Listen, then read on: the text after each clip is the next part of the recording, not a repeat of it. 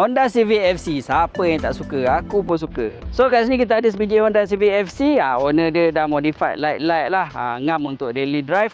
Tapi fokus kita hari ni adalah Ultra Flat Sport Spring daripada KYB. So kalau korang tengok Honda Civic ni, dia punya stance dia dah rendah sikit, nampak lebih handsome. Tapi adakah comfortable akan dikorbankan? So sebelum ni kita dah pernah test dengan Pro 2 MyV. Driving pun dekat-dekat je, mungkin tak rasa sangat. So kali ni kita ada peluang untuk test Honda Civic FC ni. Kita nak ke Jugra Hill, okay? Dia punya perjalanan dia dalam 30 hingga 45 minit. So kita boleh rasa dia punya experience driving dan cornering dia. So jom, real driving, real experience. Let's go. Okay, so kita sekarang dalam perjalanan ke Jugra. First impression aku rasa sedap bawa kereta ni. Tapi tipikal bila orang kata tukar Sport Spring, dia akan rasa keras, dia akan rosakkan korang punya comfort. Tapi tak, Sport Spring Ultra Flex memang okay.